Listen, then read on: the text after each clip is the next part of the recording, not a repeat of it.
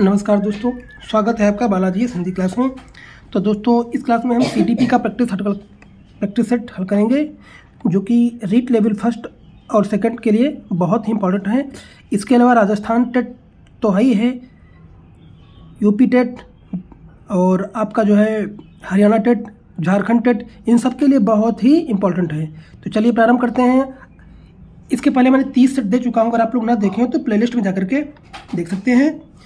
तो आज इस सेट का पहला क्वेश्चन है, बाह्य आभास के आधार पर व्यक्ति का वर्णन कहा जाता है गहन दृष्टिकोण, सतही दृष्टिकोण, मानकी दृष्टिकोण या प्रक्षेपात्मक दृष्टिकोण। तो उत्तर क्या दोस्तों हो जाएगा? यहाँ बात हो रही है कि बाह्य आभास के आधार पर व्यक्तित्व का वर्णन। जैसा कि मैं पिछली क्लास में मैंने व्यक्तित्व के बारे में बता दिया है और वो एक थ्योरी बेस्ड क्लास थी। अगर आप लोग ना देखें तो प्लेलिस्ट में जाकर के देख सकते हैं। ये बहुत ही इंपॉर्टेंट क्लास है। अगर उस क्लास को देख लेंगे तो हर एग्जाम में कम से कम 8 से 10 क्वेश्चन जरूर ही उस क्लास से मिलने वाले हैं। तो यहाँ बात की जा रही है कि बाह्य आभास के आधार पर व्यक्तित्व का वर्णन ये होता है सतही दृष्टिकोण होता है दोस्तों, सतही दृष्टिकोण होता है। तो ऑप्शन नंबर आपका बी दोस्तों सही हो जाएगा। अगला है, व्यक्तिगत भेद पाए जाते हैं बुद्धि स्तर में, अभिवृद्धि में, गतिवाही योग्यता, ये सभी। तो जो व्यक्तिगत भेद पाए जाते हैं दोस्तों, वो दोस्तों पाए जाते हैं बुद्धि स्तर में भी व्यक्तिगत भेद पाए जाते हैं, आपका अभिवृद्धि में भी पाए जाते हैं, गतिवाही योग्यता में पाए जाते हैं, ये सभी में पाए जाते हैं। तो ऑप्शन नंबर डी दोस्तों सही हो जाएगा। अगला, चिंतन प्रारंभ होने के लिए क्या आवश्यक है? पूर्वानुभव, भाषा, तर्क और समस्या। तो चिंतन प्रारंभ होने के लिए क्या आवश्यक है दोस्तों? ये समस्या आवश्यक है। चिंतन प्रारंभ होने के लिए समस्या, अगर समस्या होगी तभी व्यक्ति में चिंतन प्रारंभ होगा, और समस्या नहीं होने पर चिंतन कोई भी नहीं करता है। तो ऑप्शन नंबर यही दोस्तों सही हो जाएगा, क्योंकि जब किसी समस्या के उत्पन्न होने पर ही चिंतन की प्रक्रियाएं प्रारंभ होती हैं। तो चिंतन की प्रक्रिया में स्पष्ट रूप से एक निश्चित समस्या होती है। तो ऑप्शन नंबर डी दोस्तों सही हो जाएगा। अगला है, बुद्धिलब्ध संप्रत्यय विकसित किया था किसने? तो ये दोस्तों टर्मन ने विकसित किया था बुद्धिलब्ध संप्रत्यय। बुद्धि का भी टॉपिक मैंने पिछली थ्योरी क्लास में पढ़ाया है, अगर आप लोग ना देखे हो तो जाकर के तुरंत उसको देख लीजिए। इससे बहुत सारे क्वेश्चंस आपके उससे सीधे सीधे मिलने वाले हैं। तो और बुद्धिलब्ध का सूत्र क्या होता है दोस्तों?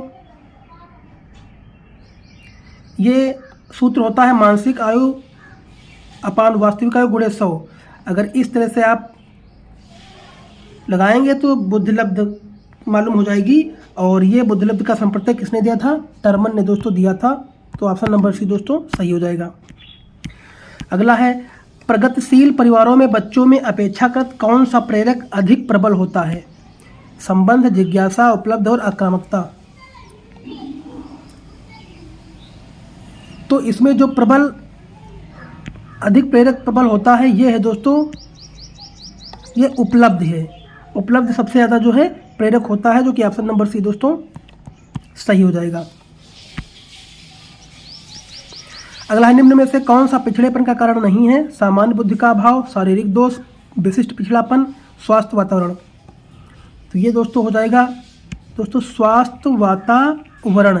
ये पिछड़ेपन का कारण नहीं है, बाकी सामान्य बुद्धि का अभाव, विशिष्ट पिछड़ापन, शारीरिक दोष, ये सारे हैं। तो ऑप्शन नंबर डी दोस्तों सही हो जाएगा। व्यक्तित्व का पहला प्रकारात्मक वर्गीकरण प्रस्तुत किया था किसने? मन ने, सेल्डन ने, हिप्पोक्रेटस ने और कैटल ने। तो ये दोस्तों हो जाएगा व्यक्ति का पहला प्रकारात्मक वर्गीकरण। यहाँ बात की जा रही है पहले की, तो ये हिप्पोक्रेटस ने प्रस्तुत किया था, जो कि ऑप्शन नंबर सी दोस्तों सही हो जाएगा। सामान्य विशिष्ट कारक सिद्धांत का प्रतिपादन किया था किसने? अल्फ्रेड बिने ने, स्पियर्समैन ने, गिलफोर्ड ने या थर्स्टन ने? बताइए दोस्तों, आप लोग भी गेस किया करिए कौन सा उत्तर सही होगा। तो ये जो है गिलफोर्ड ने दोस्तों सामान्य विशिष्ट कारक सिद्धांत का प्रतिपादन किया था किसने? गिलफोर्ड ने या फिर स्पियर्समैन ने? तो आपका उत्तर हो जाएगा स्पियर्समैन ने किया था, क्योंकि वर्ष 1927 में स्पियर्समैन ने बुद्धि का द्विकारक सिद्धांत प्रस्तावित किया था। यह सिद्धांत कारण विश्लेषण की सांख्यिकी विधि पर आधारित था। उन्होंने प्रदर्शित किया था कि बुद्धि के अंतर्गत एक सामान्य कारक जी तथा कुछ विशिष्ट कारक यश कारक होते हैं। एस कारक के अंतर्गत वह सभी मानसिक संक्रियाएं होती हैं जो प्राथमिक हैं और जिनका प्रभाव सभी प्रकार के कार्यों के निष्पादन पर पड़ता है। वह विशिष्ट योग्यताओं को इन्होंने एस कारक भी कहा।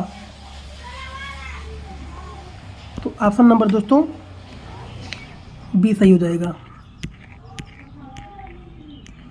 निम्न में से कौन सा पिछड़ेपन का कारण नहीं है?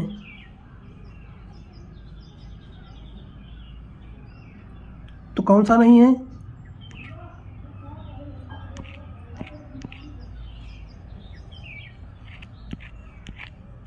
ये स्लाइड दोस्तों दोबारा वही लग गई है। तो चलिए 9 से क्वेश्चन देखते हैं। तनाव को कम करने के अप्रत्यक्ष ढंग कहलाते हैं दोस्तों। क्या कहलाते हैं? समस्या समाधान विधि, रक्षात्मक यांत्रिकता, व्यक्तिगत विधि और इसमें से कोई नहीं।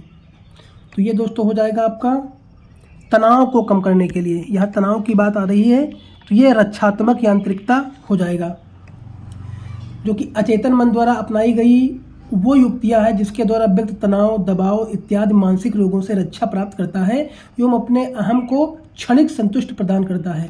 तो यह आपका उत्तर दोस्तों ऑप्शन नंबर बी दोस्तों सही हो जाएगा। निम्न में से मस्तिष्क की संरचना तथा कृत्यों में विभेद का परिणाम क्या है दोस्तों? तो उसका उत्तर दोस्तों हो जाएगा डिसलेक्सिया। क्या हो जाएगा? डिसलेक्सिया, जो कि ऑप्शन नंबर सी दोस्तों सही हो जाएगा। जिन बालकों की बुद्धि लब्धि कितनी है? 70 से ऊपर है, उन्हें मानसिक न्यूनतम ग्रसित की श्रेणी में रखते हैं। और जैसा कि बुद्धि के टॉपिक में मैंने आपको बुद्धिलब्ध बताया है, अगर आप लोग ना देखें तो उसको जाके तुरंत देख लीजिए। इससे जो है बुद्धि का टॉपिक आपका कवर हो जाएगा। चलिए ऑप्शन अगला है, बच्चों में अमूर्तमान संप्रत्तियों को ग्रहण करने की योग्यता होती है प्रतिभाशाली बच्चों में। किसमें होती है? प्रतिभाशाली बच्चों में अमूर्तमान प्रत्ययों को ग्रहण करने की योग्यता होती है। तो ऑप्शन नंबर दोस्तों बी सही हो जाएगा। निम्न में से कौन सा मूल्यांकन का प्रकार नहीं है? मानक, निर्माणात्मक, योगात्मक और सीसीई। तो क्या हो जाएगा दोस्तों?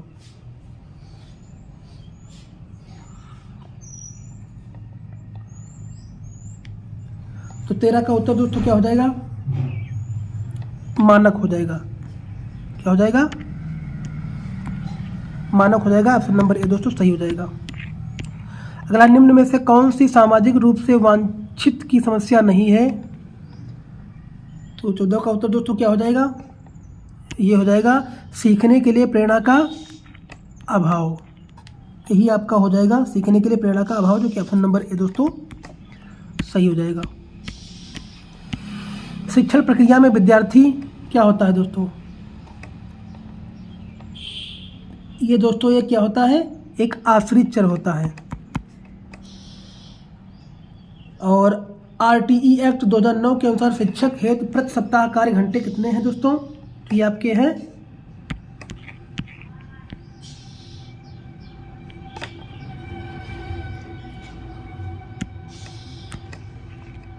45 हैं, जो कि ऑप्शन नंबर सी दोस्तों सही हो जाएगा।